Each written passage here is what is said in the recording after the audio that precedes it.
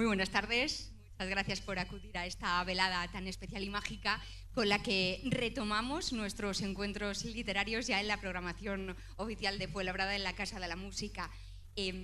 Antes de presentar a nuestro invitado especial, si es que necesita presentación, tenemos con nosotros a nuestra concejala de Cultura, Cristina Mora Nevado, que ha venido también para disfrutar de este momento especial. Bueno, buenas tardes a todos y todas.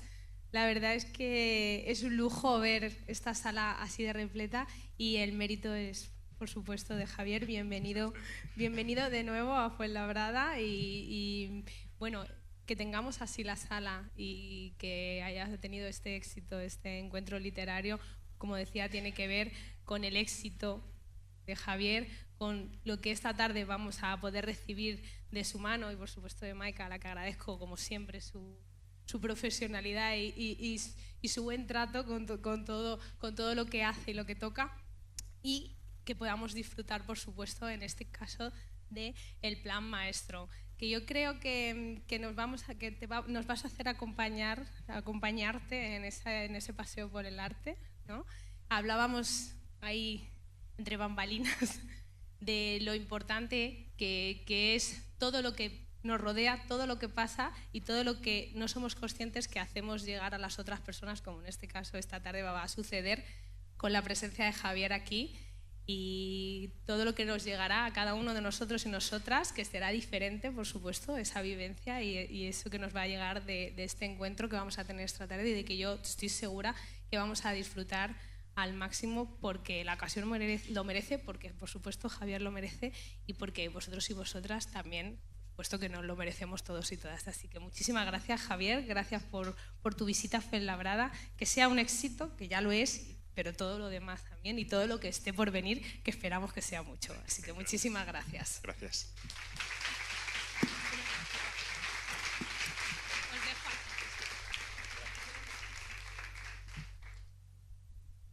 Pues simplemente comentar que vamos a seguir la dinámica habitual de todos los encuentros, y es que vamos a tener por ahí un micrófono circulando y en cualquier momento, pues si se nos ocurre alguna pregunta para Javier, algún comentario, pues levantamos la manita y damos paso.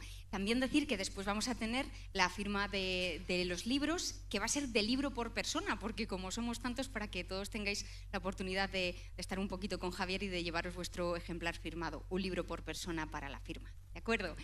Y pues aquí le tenemos a Javier Hola, Sierra. Buenas tardes. Es un auténtico lujo, Javier, tenerte aquí con nosotros. Muchísimas gracias por acudir a esta velada tan especial, a esta inauguración. Retomamos nuestros encuentros literarios. ¿Qué podemos decir de Javier? Pues vamos simplemente a título de introducción a decir algunos hitos más bien emocionales tuyos. Podemos decir que, por supuesto, es uno de nuestros grandes superventas de España. Pero es que aparte es un autor al que no solo admiramos, sino también queremos porque se hace querer. Entre otras cosas porque escribe con mucho respeto hacia los lectores. Es uno de los autores más inteligentes que particularmente he tenido la oportunidad de conocer, pero es que nos trata también como a lectores inteligentes, y eso lo sabemos, lo notamos y lo valoramos muchísimo.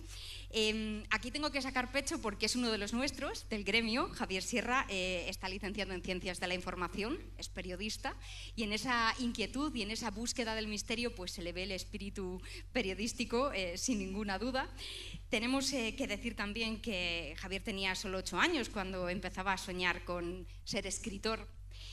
Hace 30 se publicaba aquella investigación del caso Roswell, y podemos seguir avanzando y avanzando, y podemos decir, por ejemplo, ya pues que con El fuego invisible ganó el premio Planeta, y podemos seguir avanzando pues para decir, por ejemplo, que tiene uno de los récords internacionales más espectaculares de autores españoles, y es que fue superventas en Estados Unidos, puesto número 10 de ventas en esas listas. El 6, llegó hasta el 6. El 6. El 6. Actualizamos la información. Tremendo. pues estas cosas que él las asume pues con esta frescura, pero que son muy importantes, que además nos enorgullecen un montón: La cena secreta, La dama azul, y entonces ya pues llegaríamos hasta El maestro del Prado, que es el libro, la novela inmediatamente anterior y muy vinculada con el plan maestro. Así que ya sí que sí, Javier Sierra, gracias de nuevo. A ti. Y atacamos al plan maestro. Bueno, Maika, primero decirte que es un placer compartir velada literaria contigo. Nos conocemos desde hace muchos años y nos hemos visto crecer mutuamente, lo cual siempre es muy bonito.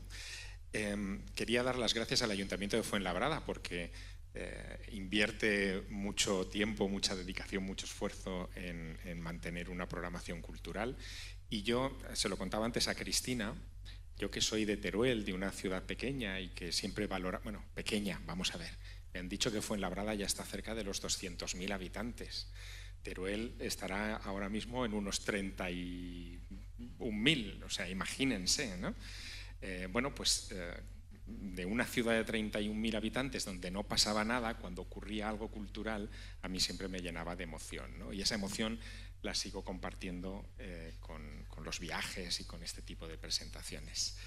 Dicho eso, escuchando a Maika, y empiezo con una anécdota leve que seguro que les hará gracia, déjenme contarles algo de aquello del New York Times y del número 6 que alcanzó La cena secreta, uno de mis títulos. A mí me llamaron para hacer una gira por Estados Unidos con aquel libro. Era lo que llamaban un book tour, lo llaman así los americanos. 21 ciudades en poco menos de un mes, estaba un día prácticamente en cada ciudad, a fuerza de aviones. Claro, Estados Unidos es un país muy grande, ¿no? Y en esa agenda todo estaba en siglas, porque los americanos, no sé si lo saben ustedes, pero todo lo reducen a siglas. Y yo iba como un robot cumpliendo las agendas. Y un día veo en mi agenda en Nueva York que dice 7 de la mañana. Le recoge un coche y le lleva a GMA. Pues yo, GMA, como si me dicen, yo qué sé, lo que sé. Digo, pues vale, me puse guapo a las 7 de la mañana y me fui a GMA para lo que fuera que fuese, ¿no? Que me tocase. Bueno, GMA resultó ser Good Morning America, el gran show matutino de la televisión americana, que lo ven millones de espectadores allí, mientras que en España escuchamos la radio, allí ven la tele. Y estuve como 5 minutos hablando de La cena secreta en GMA, en el programa, pues defendiéndome como podía con el presentador que sale luego en muchas películas, ¿no? Y cuando salgo de la entrevista me dicen, wow, te hemos dado 5 minutos de charla. Qué bien, porque aquí estuvo la semana pasada Aznar y le dimos 3. Digo, bien. Bueno, el mundo del libro tiene estas cosas que yo intento, bueno, las asumo con normalidad porque soy de Teruel, porque los que somos de sitios pequeños asumimos estas cosas con normalidad. Y lo que quiero contarles a ustedes esta tarde, también con normalidad, no es la novela, porque la novela la tienen ustedes que leer, es una trama, es una intriga y, en fin, tiene todo un desarrollo como cualquier historia literaria, sino que lo que quiero contarles es lo que hay detrás de esta novela, lo que a mí me ha servido para construir este universo de papel que es el plan maestro. Y todo tiene que ver con una serie de conceptos que yo manejo habitualmente desde hace unos años. Uno es este, que es muy caro a todos ustedes y a mí, claro, por supuesto, que es el de cultura. Pocas veces pensamos que cultura es un término del neolítico, hasta que dejamos de ser cazadores, recolectores y nos asentamos en torno a campos de cultivo y empezamos a domesticar animales, que es todo un misterio por qué lo hicimos. Y eso ocurre hace 10.000 años. Hasta ese momento no se empieza a hablar de cultura. Los latinos, en época de la expansión de la lengua latina y con el Imperio Romano, crearon el término cultus de cultivo. Cuando decimos que alguien es culto, también decimos que es una persona cultivada. Bueno, pues cultura viene de ahí, de ese término que antes del Neolítico no existía. Pero detrás de ese término hay un montón de misterios. A mí ya saben que lo que me gusta más en la vida son los misterios, lo que está pendiente de resolver. Y detrás del término de cultura hay enigmas como saber cuándo y dónde empezó exactamente la civilización. Pensamos que son los últimos datos, que la construcción más antigua del mundo es un círculo megalítico encontrado en Turquía, en la Anatolia turca, llamado Göbekli Tepe, que tiene aproximadamente unos 11.500 años de antigüedad, es del 9.500 a.C., pero el año pasado se descubrió al lado de ese círculo megalítico un asentamiento que tiene 1000 años más. Luego, no sabemos en qué momento empezamos a construir cultura, ¿no? Así que ahí hay un enigma. También es un enigma por qué decidimos domesticar unos animales y no otros. Y como todo eso está por resolver, yo me he inventado un término que es ocultura, o sea, lo que está oculto en la cultura.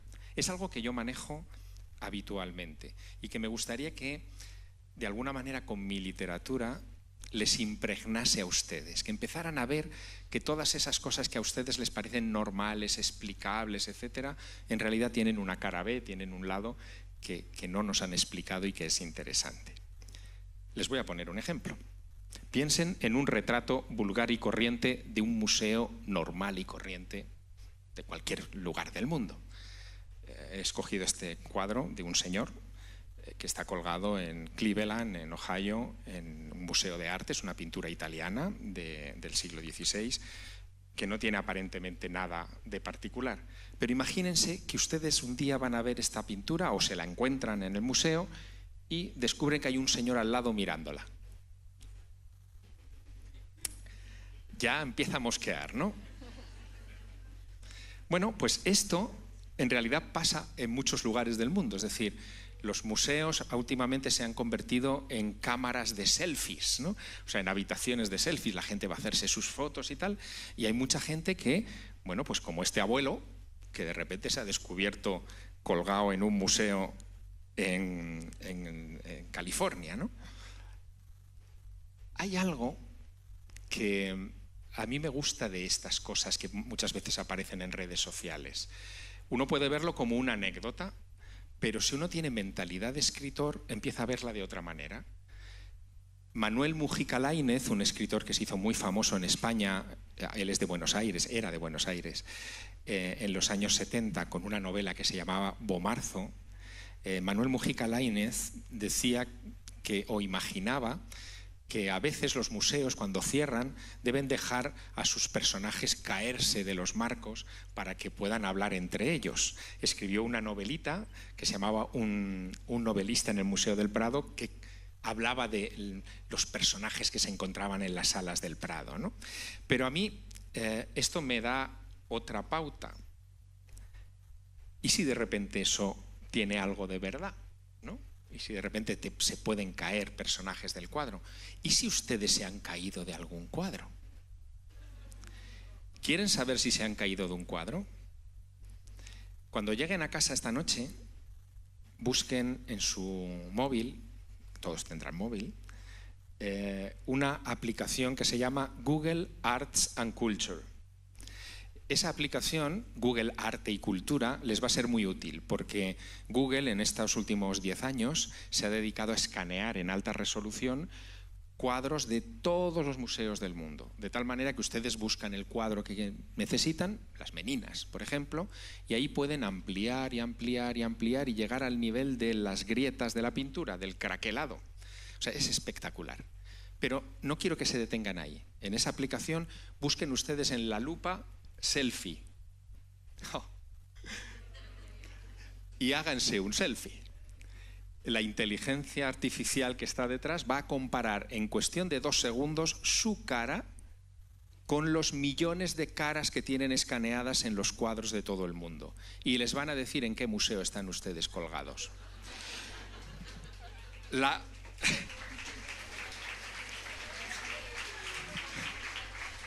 Para algunos va a resultar una experiencia perturbadora.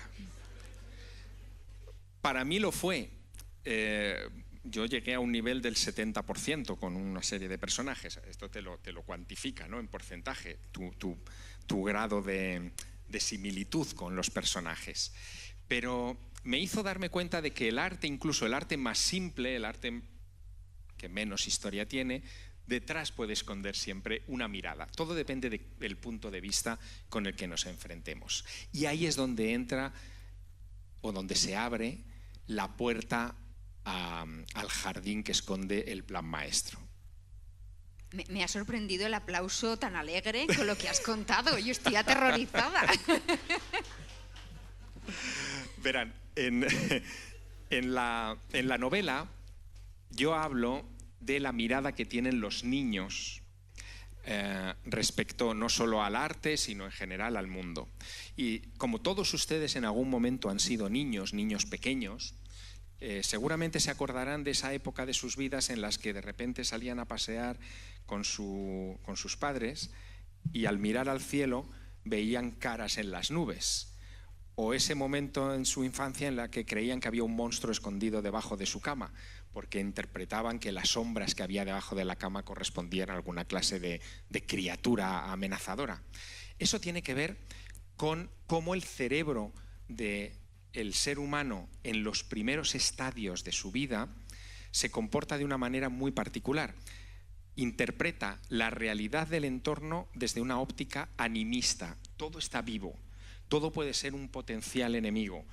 El niño o la niña hasta los 7 u 8 años es muy frágil y necesita, por instinto de supervivencia, mantenerse alejada de cualquier peligro. Por eso todo lo interpreta en esa clave. Esto es interesante porque cuando tú llevas a un niño a un museo o lo plantas delante de una imagen, lo que va a ver en esa imagen probablemente se distancia de lo que ve el adulto.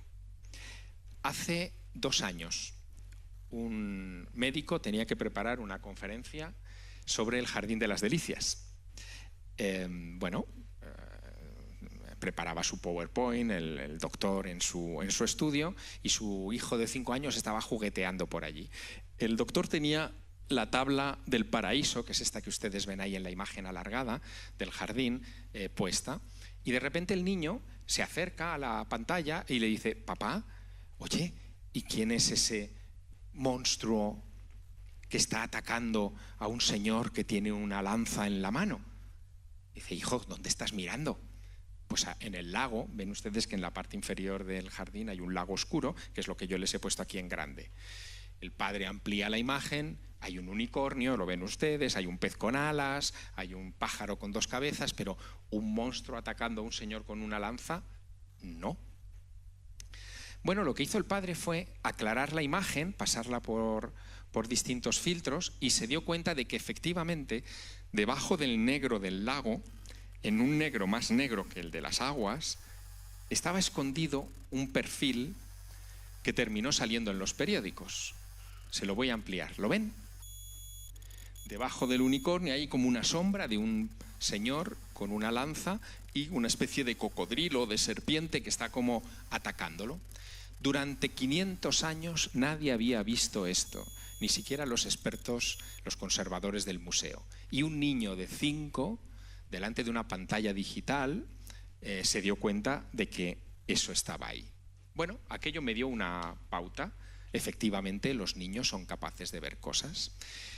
Tuve la suerte, Maika, de que ese hallazgo de lo que ven los niños con respecto a lo que ven los adultos, lo descubrí en libros relacionados con paleontología y con pintura prehistórica, que es un tipo de libros que a mí me gustan mucho.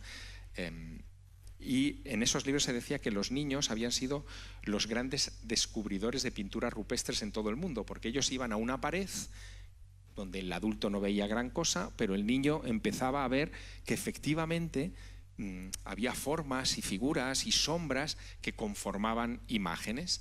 Yo tenía 2 niños en esa época, de 6 y 7 años, estos, Martín y Sofía, y decidí llevármelos de cuevas un verano por todo el norte de España.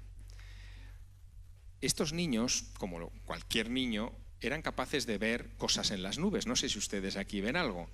¿Ven ustedes algo?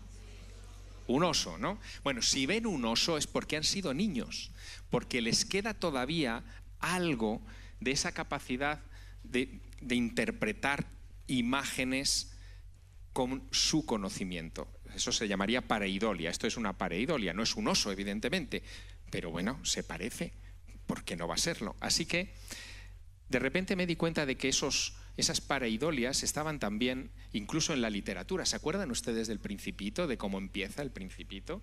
Viendo esa imagen que ustedes ven ahí y la discusión con la que arranca el libro. Es un sombrero.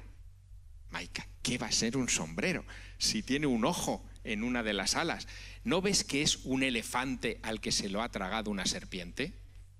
Bueno, pues con esa capacidad yo me llevo a mis hijos a Cantabria a ver cuevas, y en ese viaje descubro cosas asombrosas. Por ejemplo, que en las cuevas rupestres, no solo de Francia y de España, que son las más antiguas del mundo, sino también, por ejemplo, en Indonesia, muy lejos de aquí, donde también hay pintura muy antigua, una de las formas más antiguas de arte son las manos colocadas sobre pared, sobre las que se soplaba pintura, o manos que se impregnaban en pintura y se plantaban contra la pared. Cuando se han estudiado esas manos, tanto en Indonesia como en Europa, se ha descubierto, y este es un dato estremecedor, que el 25% de esas manos son de niños. Es decir, que una de cada 4 son manos de niños e incluso de bebés, y el resto casi todas son manos de mujeres. Es decir, que el arte o esa forma de expresión artística nació cuando mujeres se llevaban a sus hijos al interior de las cuevas y les hacían, por alguna razón que desconocemos, plantar sus manos contra las paredes. Luego descubrí otra cosa que me pareció muy perturbadora.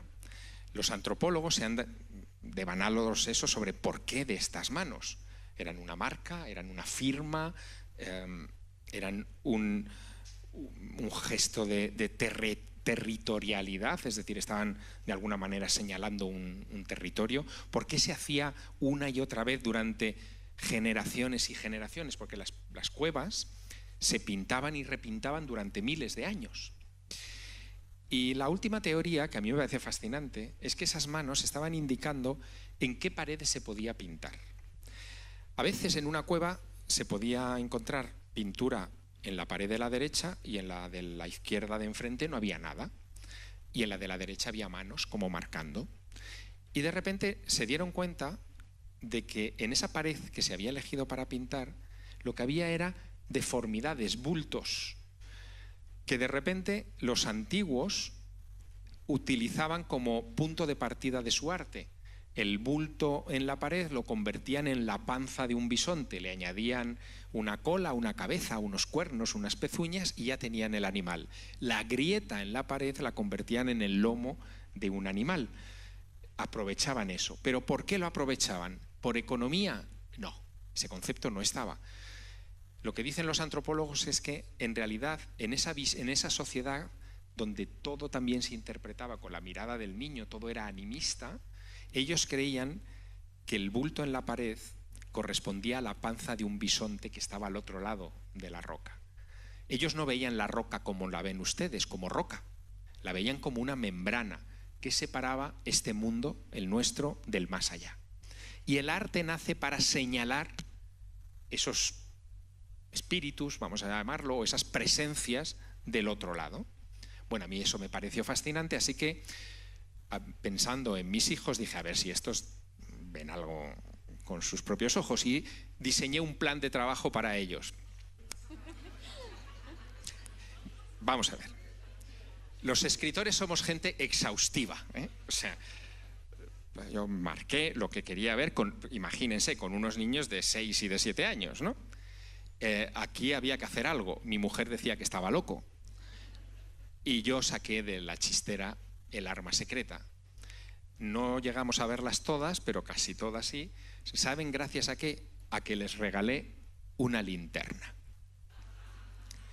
De repente los niños entraban con su linterna en las cuevas y eran capaces de convertir eso en un espacio de juego.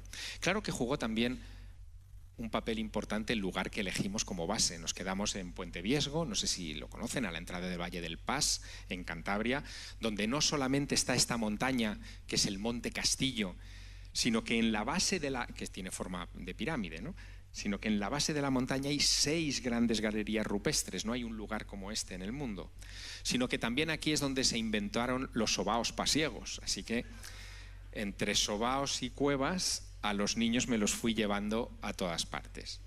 En la gran cueva del Monte Castillo, la Cueva del Castillo, descubrí que efectivamente los niños tienen una capacidad de visión especial.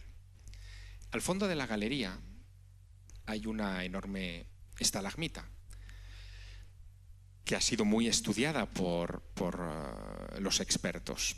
Esa estalagmita en la base tiene un alto relieve muy particular, se lo voy a poner aquí para que lo vean mejor, que es como una especie de bisonte que camina de pie, ¿no? Los bisontes no pueden caminar sobre sus patas traseras, biológicamente no pueden. Bueno, el guía nos estaba explicando esto y que probablemente se trataría de un chamán vestido con piel de bisonte y que es una de las primeras figuraciones humanas de la historia, cuando de repente los niños que estaban allí con sus linternas, moviéndolo por todas partes, decían, claro, papá, el hombre bisonte si está ahí, ¿no lo ves? Moviéndose. Digo, ¿cómo? ¿Ven ustedes la sombra que proyecta la estalagmita? Resulta que esa sombra, si ustedes pasan una luz por delante, se darán cuenta de que se puede mover.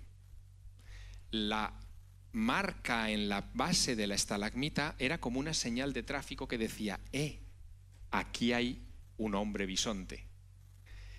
Es una sombra chinesca, pero en el fondo lo que los niños habían descubierto es que en el mundo antiguo, entrando con una luz muy pobre, que probablemente era una lamparilla hecha de tuétano, con una luz muy, muy débil, al son de esa luz, al pasarlo por delante de la figura, de la estalagmita, aparecía este personaje como por arte de magia.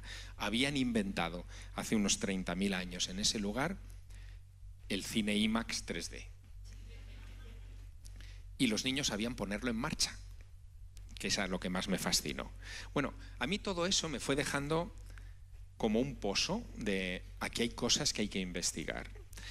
Yo fui tomando muy buena nota de aquello, lo llamé Operación Vultus, aquel experimento, con permiso de mi mujer, que no le gustaba mucho, y me los llevé a una cueva que es donde arranca la novela. La novela arranca en Hornos de la Peña.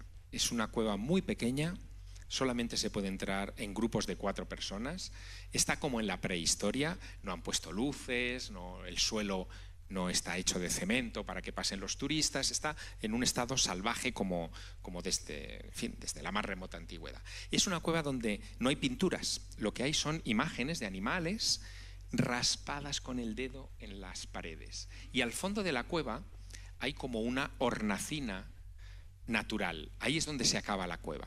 En esa hornacina que, en fin, es el elemento geológico más destacado de esa cavidad, alguien hace unos 15 o 16 o 17.000 años pintó una figura muy rara, esta, que es una de las primeras representaciones antropomorfas de aspecto humano de la pintura rupestre mundial. Por alguna razón que desconocemos, durante miles de años, entre el 70.000 más o menos y el 15.000, no se pintaron nunca humanos. Era como un tabú. Pero a partir de este tiempo empezaron a pintar humanos, eso sí, humanos un poco raros. Tiene cola, ¿lo ven? Está como con los brazos levantados, los expertos hablan de orantes, como si estuvieran orando. Ocupa ese lugar en la hornacina como si fuera un santo de una iglesia, luego tenía que ser, desde el punto de vista del visitante, algo importante, o sea, ese lugar era importante en la antigüedad. Y hombre, quien se dio cuenta rápidamente de que esto era importante es el alcalde de San Felices de Buelna, que lo ha puesto en la rotonda del pueblo. Pero cuando yo vi esto, yo lo conecté con otra cosa. Yo no soy prehistoriador. Mi campo de especialidad no son las pinturas rupestres. Y gracias a Dios no es así, porque me permitió saltar de tiempo. Verán, yo había visto esta figura en algún sitio antes, o algo muy parecido. Pero obviamente tenía que ser algo muy posterior en el tiempo. Y en efecto, en tiempo muy posterior, en el antiguo Egipto, uno de los grandes dioses de la antigüedad era representado como un mono, como un babuino, de pie, con los brazos levantados hacia el sol, casi como una especie de mezcla entre humano y simio. Este dios es el dios Tot, el dios de la sabiduría. Se lo representaba de dos maneras en la antigüedad faraónica: como mono, saludando al sol, como babuino, y como ibis, como pájaro. Siempre, en muchas ocasiones, aparecía con una pluma en la mano. Era el dios patrón de los escribas, el inventor de la escritura, el que les enseñó a escribir a los antiguos egipcios. También el que les enseñó medicina, astronomía, el que les indicó cómo se construían las pirámides. Es el dios de la sabiduría. Es un dios muy importante. En antropología se habla de dioses instructores o dioses maestros. Y resulta que en otros pueblos del mundo antiguo también se representaron estos híbridos con los brazos levantados, mitad hombre, mitad animal, como enseñando las grandes cosas a la primera humanidad, a la humanidad del Neolítico, ¿no? Los que enseñaron a construir ciudades o a mirar las estrellas para calcular el movimiento de planetas y de astros. En la América precolombina también están Viracocha, Quetzalcóatl, pero desde luego a mí me impresionaba mucho esto de los dioses que eran mitad mono, mitad humano, o mitad humano y mitad pez. El pez, ya lo tenemos ahí, el pez, que estábamos esperando. Ahí está. Y me di cuenta de que eso de los hombres peces estaba en el arte más reciente. Y ahí es donde, conectando estas cosas entre el arte prehistórico, el arte de las civilizaciones antiguas y el arte histórico, como por ejemplo esta pintura del Bosco, donde aparece claramente un hombre pez tirando del carro de heno, es donde yo empecé a mosquearme y a establecer relaciones, ¿no? Ahí nace uno de los hilos argumentales de la novela. ¿Quiénes son estos dioses maestros? ¿Desde cuándo están ahí? ¿Por qué aparecen continuamente en el arte? Incluso en el Jardín de las Delicias del Bosco aparece otro de estos hombres peces. Y empecé a preguntarme si se nos habían pasado por alto, porque nuestra manera de ver el arte no era lo suficientemente flexible o creativa. Y me acordé de una cosa, o más bien, me acordé de alguien. Esto no lo cuento ni en la novela, pero les va a encantar. Me acordé de un pintor muy importante que, siendo muy joven, en Madrid, se iba todos los fines de semana al Museo del Prado a pasarse un buen rato escrutando el Jardín de las Delicias. Ese hombre era este señor, Salvador Dalí. Como saben, él estudió en la residencia de estudiantes con Lorca y con Buñuel y bueno, pues aprovechaba, ya les digo, los fines de semana para irse al Prado. En alguna ocasión, acompañado de Buñuel, Dalí tuvo que dar explicaciones, porque Buñuel, impaciente de Teruel como yo, decía: pero hombre, ¿qué haces otra vez viendo este cuadro? Otra vez, eres un pesado, Salvador. Y Salvador le dice: déjame, porque yo vengo a ver lo bien que me pintó el Bosco en la pintura, en el Jardín de las Delicias. Claro, Dalí tenía fama de un poco tarao, ¿no? Decía: ¿cómo que tú pintado en el Jardín de las Delicias? Bueno, pues ¿saben qué? Que el Bosco pintó a Dalí en el Jardín de las Delicias. Pero para verlo tienen ustedes que poner en marcha otra vez la mirada que les ha permitido ver el oso en las nubes. Y es que en el centro de la tabla del paraíso, esa donde estaba el hombre pez que antes hemos visto, o la serpiente atacando al Señor con el bastón, al lado de un laguito que hay en el centro, hay una roca ¿qué se parece? Él no veía la pintura de manera racional, de manera explícita, sino que lo que se fijaba, lo que le impactaba a él era la geometría, las líneas. ¿Ven la forma de la nariz? ¿Ven que hay una serpiente que sería su bigotito? ¿Ven el armadillo que ocuparía el ojo saltón de Dalí? Bueno, Dalí se quedó tan impactado con que estuviera en el Jardín de las Delicias, él creía que estaba en el Jardín de las Delicias, que cuando desarrolla su arte y se convierte en uno de los grandes precursores del surrealismo, aplica esa técnica a algunas pinturas. Esta está en el Reina Sofía, es el gran masturbador, es una de sus pinturas más famosas. Está mal colgada en el museo. Si la colgaran de otra manera, verían que es un perfil de Dalí, a imitación del propio perfil que él identificó en el cuadro del Bosco. El Bosco tiene muchas cosas, ¿no? Pero una de las más llamativas tiene que ver con la tabla central del jardín y con esa mirada especial que yo les invito a desarrollar y que van a desarrollar, lo quieran o no, ya lo verán en la lectura del libro. Y es que en la tabla central del paraíso, donde están los hijos de Adán y Eva circulando, hay una especie de orgía suprema en esa tabla, encima hay un lago de aguas calmas con una fuente de azul cobalto en el corazón, que si ustedes la ven con los ojos de Dalí, con los ojos del oso, vamos a llamarlos por las nubes, van a ver que es como un gigantesco ojo humano. ¿Lo ven? Que es como una pupila, está en la portada del libro, el ojo sería eso, para que ustedes hagan una idea.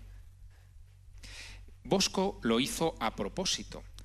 Quería que el espectador del Jardín de las Delicias intuyera el ojo de Dios que todo lo ve sobre sus criaturas.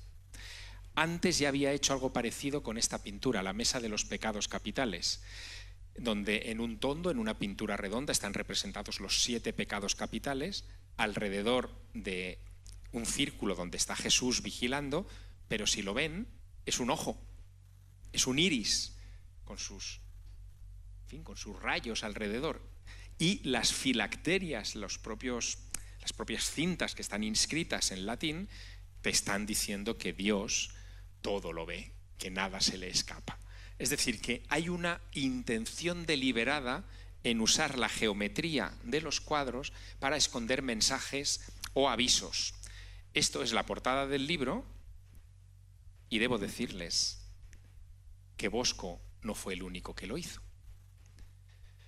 Conocen este cuadro, ¿verdad? La primavera, Sandro Botticelli. Está en los Uffizi, al lado del nacimiento de Venus. Bueno, es una de esas salas en los museos de todo el mundo que cuando entras te dan ganas de llorar de la belleza, ¿no? que irradian estas imágenes. Esta pintura, creada a finales del 15 por Sandro Botticelli, es una metáfora de lo que para Botticelli era la primavera. Si ustedes se fijan, al lado derecho de la imagen, como flotando, hay un personaje así como de color azul, como de aire, que es Cefiro. Cefiro está soplando, tiene los carrillos hinchados, está soplando sobre todos los personajes del cuadro. Para Botticelli la primavera era el milagro del viento. El viento arrastraba las semillas y fecundaba la naturaleza. Sin viento no había explosión de vida. Y lo representó de esta manera tan hermosa y tan cuidada. Si ustedes van alguna vez a los Uffizi y se fijan, verán que se pueden contar los pétalos de las flores que están en el suelo, cada brizna de hierba es fácilmente distinguible de la de al lado, es de una precisión pasmosa. Pero incluyó un mensaje secreto. En tiempos de Botticelli, lo que querían tanto él como Leonardo, como Rafael, como Miguel Ángel, como los grandes maestros del Renacimiento, era darle una vuelta de tuerca a la representación de la figura humana que ya llevaron a sus grados máximos los clásicos en la antigüedad, especialmente en Grecia y Roma. Y esa vuelta de tuerca consistía en no pintar solo al ser humano desde el exterior, sino Su obsesión era conocer la anatomía humana a la perfección y, a ser posible, cuando pintaran, tener la sensación de estar construyendo la figura humana casi desde el hueso, los músculos, los tejidos, hasta luego cubrirlos con la piel. Era una actividad muy curiosa porque a Leonardo le llevó a tomar muchas notas anatómicas que se han conservado y que les llevaba a veces a presenciar autopsias de cadáveres que estaban prohibidas. En las morgues no se abría a los cuerpos humanos porque, oficialmente no se abrían, porque aquello era profanar un cuerpo y podían ser acusados incluso de necromancia en las acusaciones más extremas. Estaba prohibido, por lo tanto, ver cómo éramos por dentro. Pero Botticelli lo hizo también, lo hizo Leonardo, lo hicieron todos, y la prueba está en este cuadro. Si ustedes se fijan por un momento en la parte central del lienzo, en el bosque, en el claro del bosque, verán que esa claridad tiene la forma de 2 pulmones humanos. ¿Lo ven? Ya no van a dejar de verlos nunca, ya lo siento. Pero es tan obvio que en ese cuadro al viento, Botticelli quiso incluir ese homenaje, esa pista, esa información de cuál era el órgano del viento humano, que han quedado ahí para la eternidad perfectamente representados, pero hay que verlos con los ojos del oso, ¿no? O con los ojos de Dalí. Eso también le pasó al doctor Frank Messberger, un neurocirujano norteamericano que en 1975 hizo una visita a Roma con su familia y de turismo se llevó a los suyos a la Capilla Sixtina. Y estando en la Capilla Sixtina, mirando al techo, justo en la vertical donde estaba, vio la escena que ustedes tienen ahí en la imagen, la creación de Adán, ¿no? Dios extiende el dedo hacia un Adán lánguido a punto de ponerse en pie. Se dio cuenta de que el manto que rodeaba a Dios tenía una figura, una forma muy particular, muy ampulosa, rara. Se dio cuenta de que incluso colgaban unos tejidos en la parte inferior muy particulares, y se dio cuenta de que eso encajaba milimétricamente con un corte sagital del cerebro humano, que era algo a lo que él estaba absolutamente acostumbrado, ¿no? Bueno, hizo una publicación científica a ese respecto y desató un enorme debate. ¿Por qué Miguel Ángel habría de poner un cerebro o la silueta de un cerebro detrás de Dios? ¿Le estaba diciendo al Papa Julio II que Dios estaba en el cerebro? ¿Era eso una provocación? Bueno, Julio II y Miguel Ángel no se llevaban muy bien. Julio II obligó a Miguel Ángel a pintar la Sixtina. Él era escultor, no quería pintar. Y la Sixtina es verdad que está llena de travesuras de todo tipo. Pero esta es máxima, sublime. Y todavía hoy, desde que el doctor Messberger descubrió esto, imagínense, hace 50 años, seguimos debatiendo sobre estos secretos ocultos en las figuras de la Capilla Sixtina. Bueno, con todo esto, lo que les quiero decir es que tenía suficiente material para armar una historia. Una historia de la que no les voy a decir ni palabra.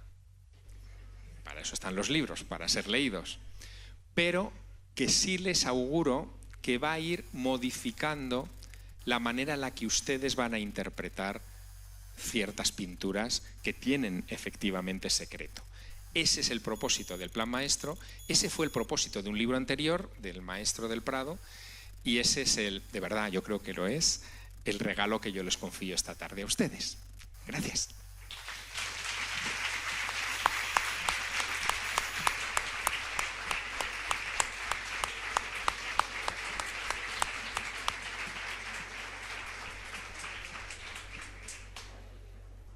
La ovación espontánea nos ayuda a salir un poquito del trance, para seguir ahondando un poquito. Muchísimas gracias, Javier.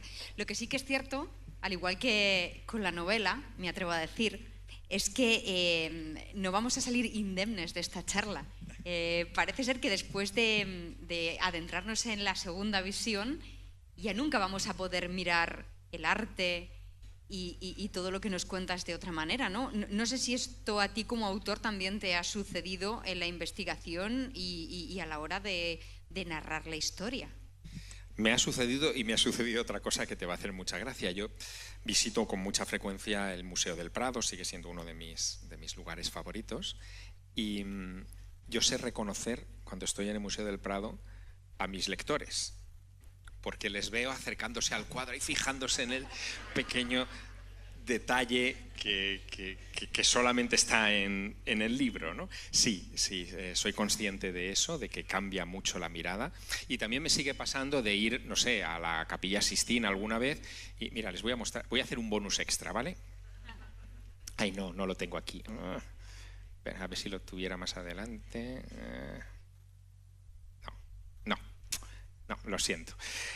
Porque es que en la Capilla Sixtina muchas veces han ido apareciendo nuevas interpretaciones de los mantos de los personajes en relación a órganos del cuerpo humano, como si Miguel Ángel hubiera querido esconder anatomía humana gigante en distintas escenas de la pintura. Por ejemplo, sabemos, eso sí, y esto está incluso en tratados de medicina modernos, que la primera pintura que representa con exactitud un tumor, un cáncer de mama, está en la escena del desembarco del Arca de Noé, que está en la Capilla Sixtina.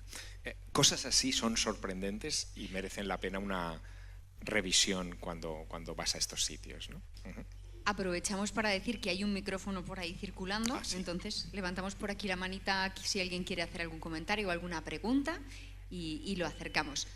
Mientras tanto, yo voy aprovechando la ocasión y algo que, fíjate, Javier, no quería yo dejar pasar la oportunidad de preguntarte si realmente la edad, cuando hablas de los niños de 7 años, es algo que has elegido aleatoriamente, si hay algún dato de carácter biológico para que hayas puesto un poco, porque parece otro umbral, ¿no?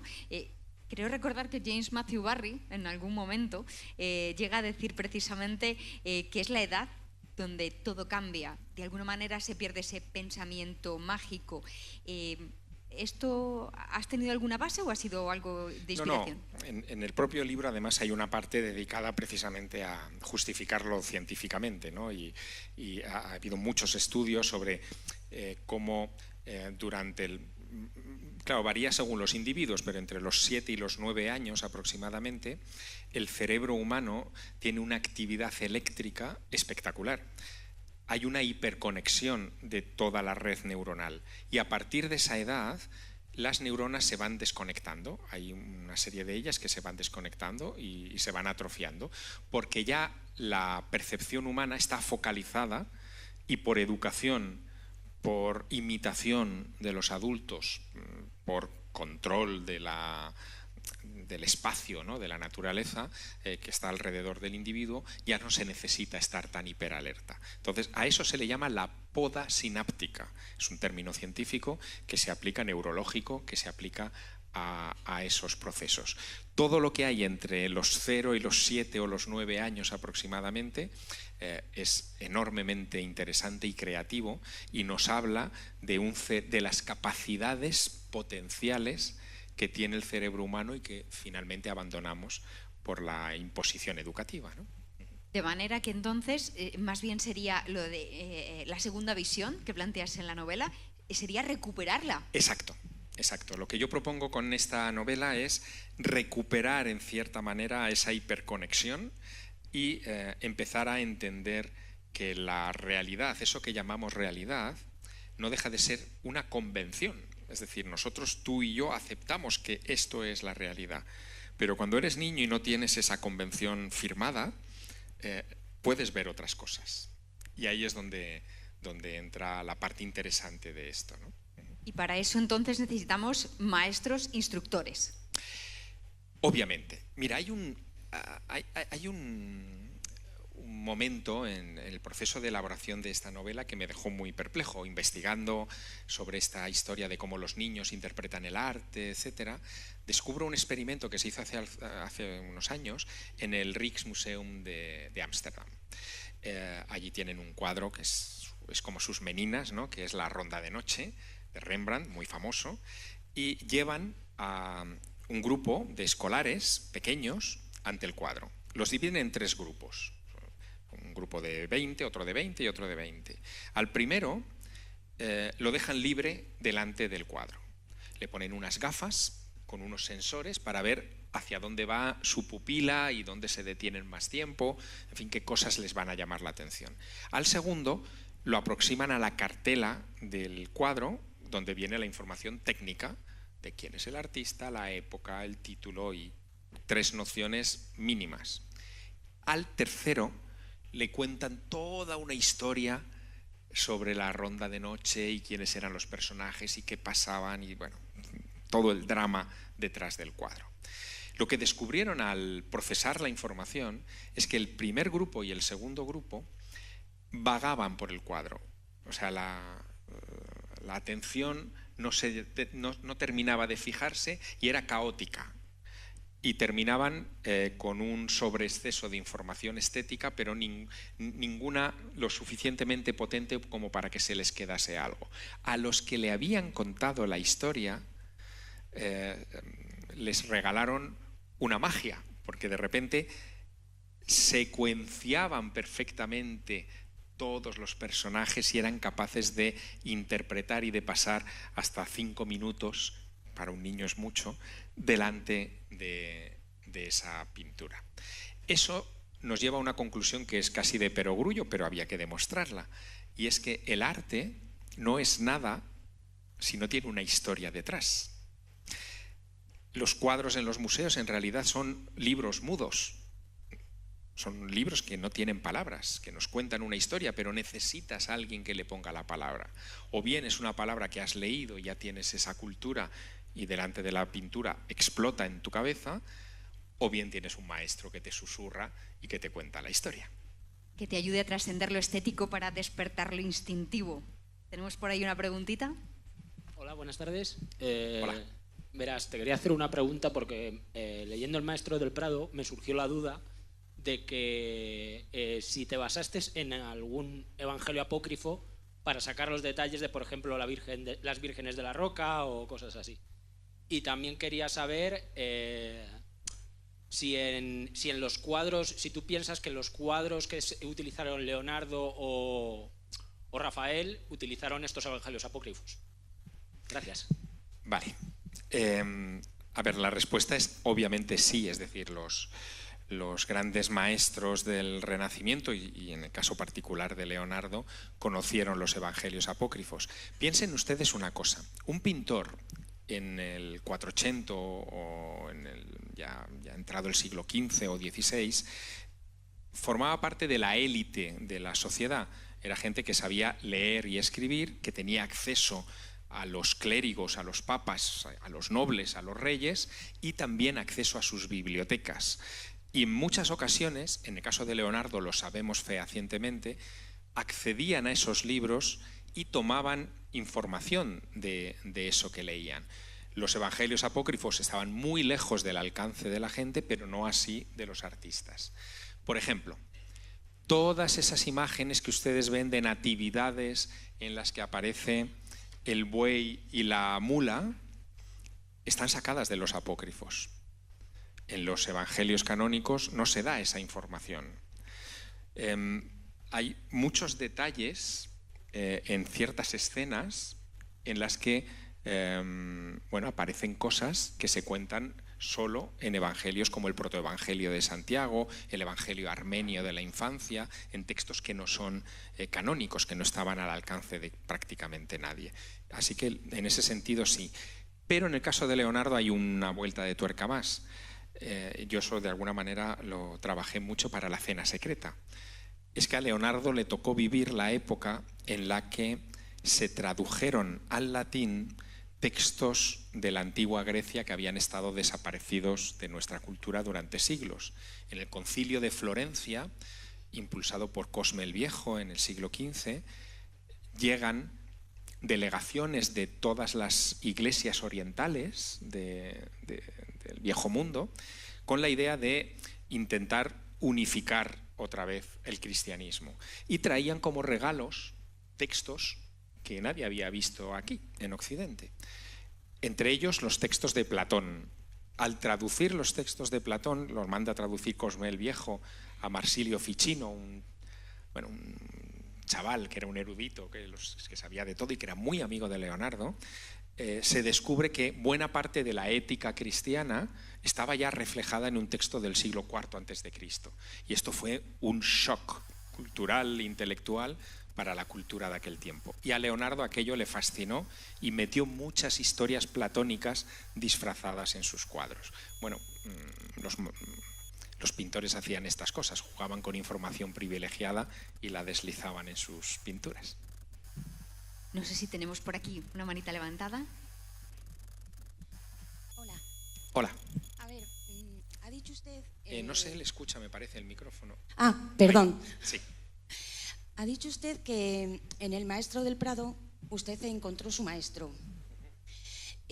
¿Cómo le hace sentir a usted el hecho de que sus admiradores y los que leen sus libros ahora vayan por los museos buscando un maestro? Yo, por mi parte, yo lo he encontrado. No, por Dios. A ver, yo, si voy al museo, hago lo que usted ha dicho, me pego a los cuadros y busco lo que he leído en sus libros. Qué bueno. Leyendo sus libros ya tengo maestro, o sea, usted me guía y me ha guiado. Me gustaría saber, como persona, usted, ¿esto qué le supone? También el hecho de que ha hablado usted de lo que se ha descubierto de hace miles y millones de años. Usted va a estar ahí en un futuro, por los que estamos aquí, supongo, si no todos, la mayoría, vamos a, ¿cómo le diría yo?, a recomendar, no sé, sus libros, sus enseñanzas y sus cosas, como si fuera para nosotros arte. Bueno, un maestro es usted muy instructor amable. también, Javier Sierra. Sí. Yo solo pretendo una cosa con mis libros, y es despertar la curiosidad del lector y convertirles en lectores activos. A mí, ahora que estamos también, esto es un club de lectura al fin y al cabo, ¿no? A mí los libros que más me han impactado a lo largo de la vida son aquellos que me han hecho saltar a otros libros, o soñar con viajar a un sitio, o estudiar un periodo o un personaje o un asunto, ¿no?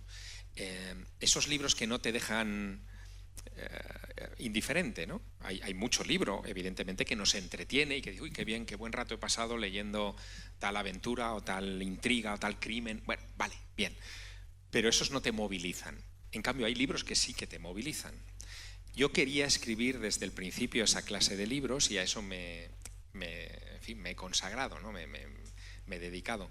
Ahora bien, eso que usted me dice de que yo ahora me convierto en su maestro, a mí me pone un poco nervioso. Porque a mí no me gustaría que viera en mí el final del camino. O sea, yo no soy el gurú de nada, al contrario, o sea, pero si usted ve a través de mí y a través de mí descubre referencias, historias, libros que leer, cosas que buscar en internet, viajes que hacer, ahí sí, ahí me encanta y entonces puedo decir que misión cumplida. Pero no soy el maestro, ¿eh? Por favor, no, eso me sonroja. Vale, bueno. Teníamos otra manita levantada por aquí, que por cierto, no sé cuántos de los que estamos aquí reunidos, incluso a ti, Javier, no has llegado pensando, ¿y si de repente alguien se levanta y dice, soy el doctor Fauvel? Bueno, a ver, claro, esto no lo he contado, lo he dado casi por supuesto, pero por si acaso, que habrá gente en la sala que no habrá leído, ¿no? Ni el Maestro del Prado, ni todavía el Plan Maestro. El Maestro del Prado es una historia que parte de algo que a mí me sucedió de verdad, y es que con 19 años, recién llegado a Madrid, yo me refugiaba muchas veces como Dalí, ¿no?, en el Museo del Prado, y en una de aquellas visitas un señor, un desconocido, un perfecto desconocido, se me acercó por detrás y sin darme ni los buenos días empezó a explicarme cómo tenía que leer un cuadro, no verlo, leerlo, una tabla de Rafael, una Sagrada Familia. a mí me causó una hondísima impresión aquel momento y me impactó tanto, estamos hablando del año 90, que no se me ocurrió ni pedirle un número de teléfono o una dirección. No había correos electrónicos, ni móviles, ni nada, ¿no? Así que, con el hambre de que me siguiera explicando cosas, volví al museo en muchas ocasiones tratando de tropezármelo de nuevo. Nunca nos encontramos. Eso es lo que pasa en la vida real. Pero pasados los años, decido convertir ese recuerdo en un personaje y el maestro, le doy un nombre y lo pongo a enseñarme otros cuadros. Ahí nace El Maestro del Prado. Y El Maestro del Prado termina de una manera brusca con la desaparición de ese señor que yo le llamo en el libro Luis Fauvel. Yo no sé si se llamaba Luis Fauvel o no, porque no recuerdo eso. Y aquí viene una historia. Cuando me pongo a trabajar en el plan maestro, si lo han leído lo encontrarán, les hago un pequeño spoiler, pero bueno, es mínimo. Yo regreso otra vez a ese cuadro en el que me encontré con el doctor Fauvel de la novela, o sea, insisto, el nombre es de la novela. Y me doy cuenta, no lo había visto y ese cuadro lo he visto cientos de veces, me doy cuenta de que en esa tabla Rafael pintó en la esquina inferior derecha, donde más o menos se firma, ¿no? Justo en la esquina inferior derecha, camuflado sobre un tronco de madera, una enorme letra F mayúscula. Rafael se llamaba Rafael Sanzio. No tiene Fs en su nombre. El obispo que le encargó ese cuadro de Bayeux tampoco tiene nombre, o sea, se llama Ludovico Canosa, no tiene tampoco ninguna letra F. ¿Qué demonios era esa F? Yo le había dado nombre en mi imaginación de Fauvel y de repente me encontraba con que en el cuadro había una F. Bueno, estas cosas a veces pasan, ¿no? Y en la novela me da mucho juego, claro, ese descubrimiento. Y Javier lo llama causalidades por ahí. Sí, ¿no? causalidades. Sí. Creo que había una manita por ahí levantada también, ¿puede ser? Sí.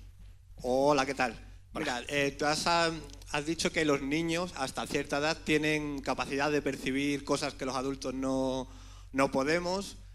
Has hablado de maestros e instructores que enseñan o que son capaces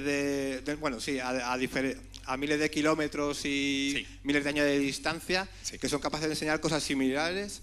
¿Tú crees que hay, no maestros e instructores, sino una conciencia colectiva a modo de base de datos a la que todos tenemos acceso, pero solo algunas personas como los niños que no están tan viciados o no adoctrinados, o algunos pintores o gente con capacidades especiales son capaces de acceder? ¿Crees que hay una conciencia colectiva? A ver, muy breve, estoy convencido de ello. De alguna manera lo boceté también en otra de mis novelas, en El fuego invisible, donde me trataba de resolver la pregunta de dónde vienen las ideas, ¿no? Y cómo es posible que a lo largo de la humanidad haya ideas tan comunes.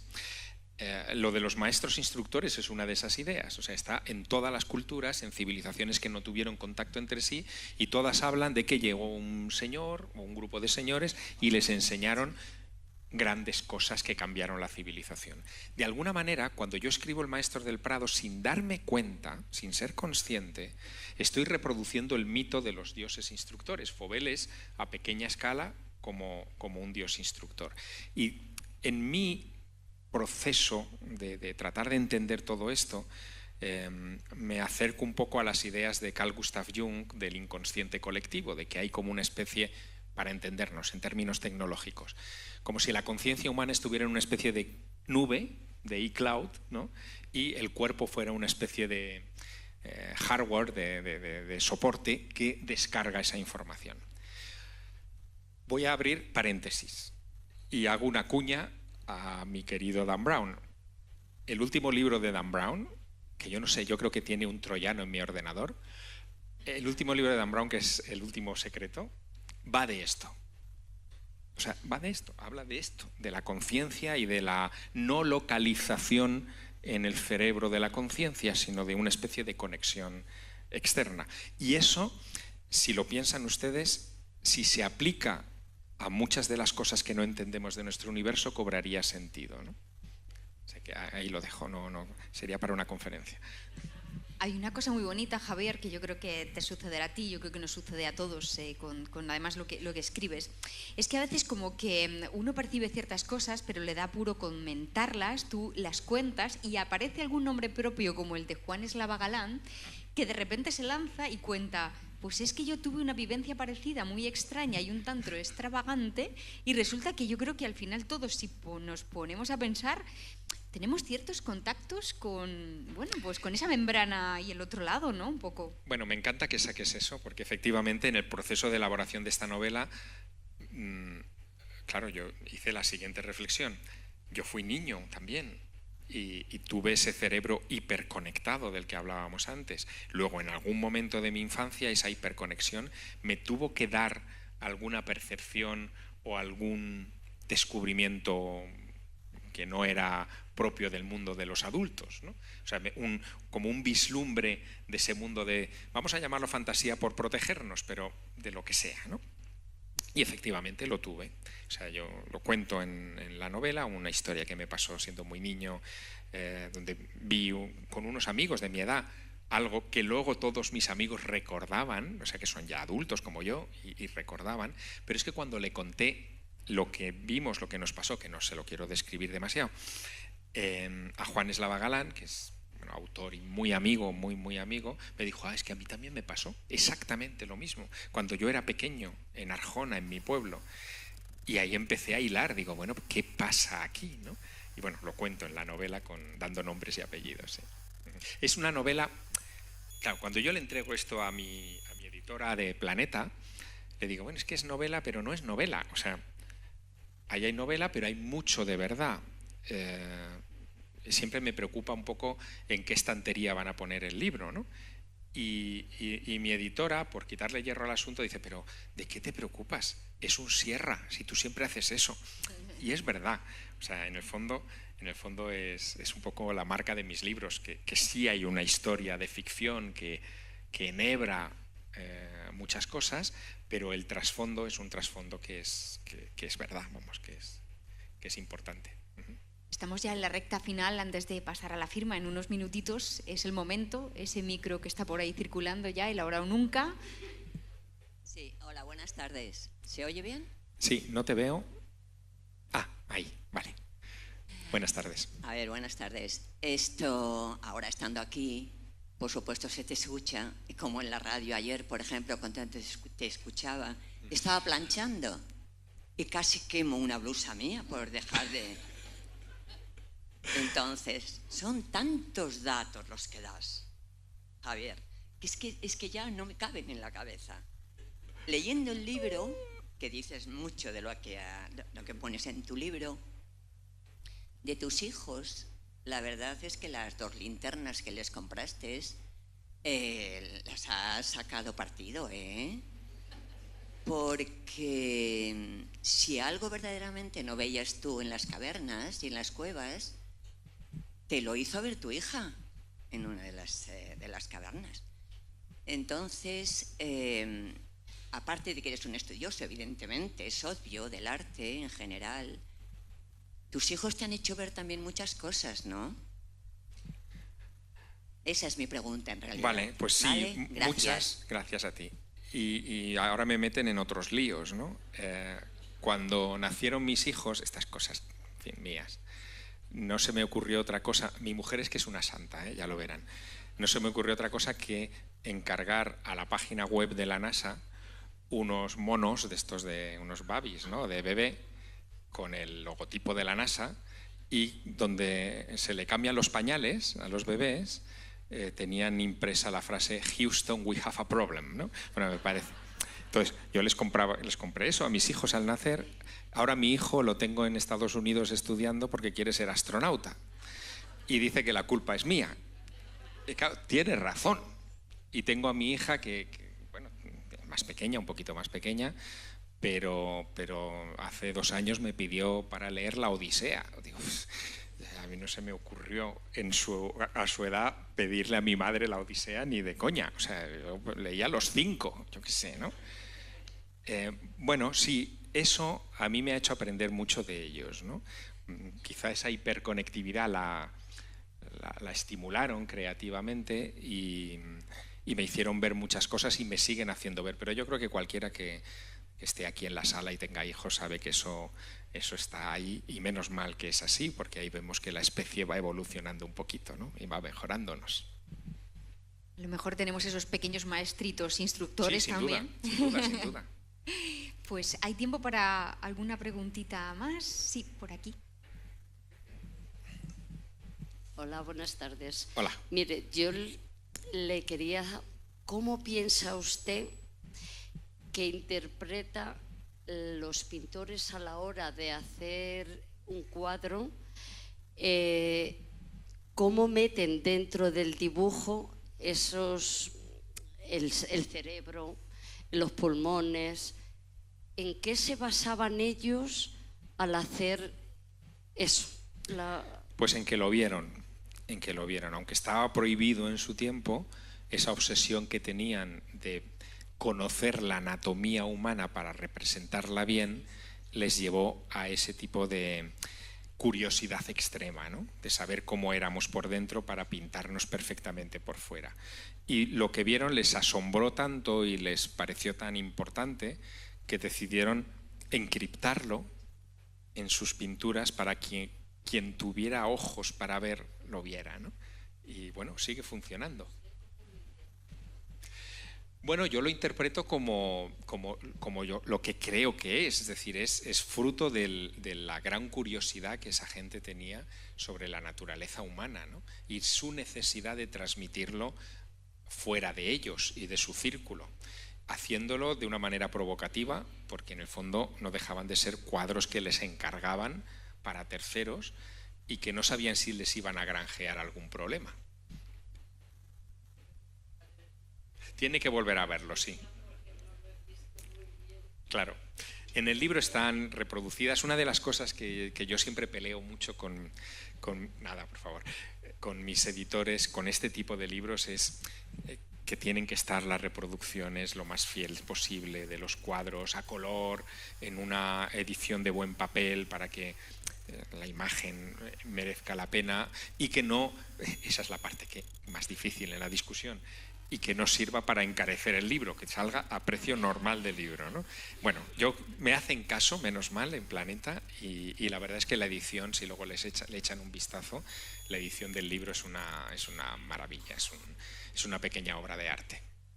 Enhorabuena a esos editores. Qué miedo, Pazuzu, ¿cómo aparece? Ahí lo dejo, ¿eh? No digo más. ¿Teníamos una preguntita por ahí? Sí, aquí detrás de la última señora. Hola. Hola, buenas tardes. Enhorabuena por la charla, ha sido un placer y seguro que el libro, pues igualmente cuando lo lea, será un placer. Habla ahora, hace un poquito, de Dan Brown, que la próxima semana, el miércoles, presenta su libro en Madrid, que voy a ir también. Y es un superventas mundial. A mí sus libros me encantan, me hacen viajar en la butaca, no puedo dejar de leer, pero a la vez es un escritor súper denostado, que tiene muchos críticos que dicen que no es literatura, que es literatura comercial. ¿Qué opinión le merece ese escritor? Pues mire, lo mismo que dicen de Dan Brown lo decían de Cervantes, ¿no? Es decir, que como el Quijote reimprimió en vida de Cervantes varias veces y encima se lo tradujeron, decían, este tío escribe tonterías. Pero eso yo creo que en el fondo es un poco envidia, ¿no? Un poco esa cosa de ver que alguien triunfa, muchas veces no sabes por qué triunfa un libro. Bueno, sí que sabes si el libro es bueno. Yo creo que en el caso de Dan Brown sus libros merecen la pena. Hay algunos que a mí me gustan más que otros, o sea, eso no cabe duda. El último, por ejemplo, les diré que yo me lo acabo de terminar, creo que es el mejor de sus libros, pero también es el más filosófico de sus libros. O sea, dentro de que está su trama y su thriller y su cosa de que siempre están ocurriendo cosas, el trasfondo es el más importante de cuantos libros ha escrito. Entonces, eso me encanta, que un autor no se acomode y que se plantee preguntas o retos cada vez más difíciles. O sea, que en ese sentido a mí Dan Brown me merece todos los respetos. Por cierto, aprovecho, porque ya estaremos casi terminando, que se me ha olvidado, pedirle perdón por la blusa quemada. Anoto el tema de la blusa y lo anoto como piropo, porque lo voy a poner al lado de otro, lo cuento como anécdota que me encanta, de un taxista de Barcelona hace unos años, yendo a Sant Jordi, cuando de repente tomo el taxi para ir a la estación de tren y me reconoce, me dice: hombre, señor Sierra, dice, cada vez que a usted sale por la radio me cuesta dinero. Digo, ¿y eso? Dice, sí, porque tengo que estar tan atento a lo que usted dice que levanto la bandera para que no se siente nadie en el taxi. Me pareció genial.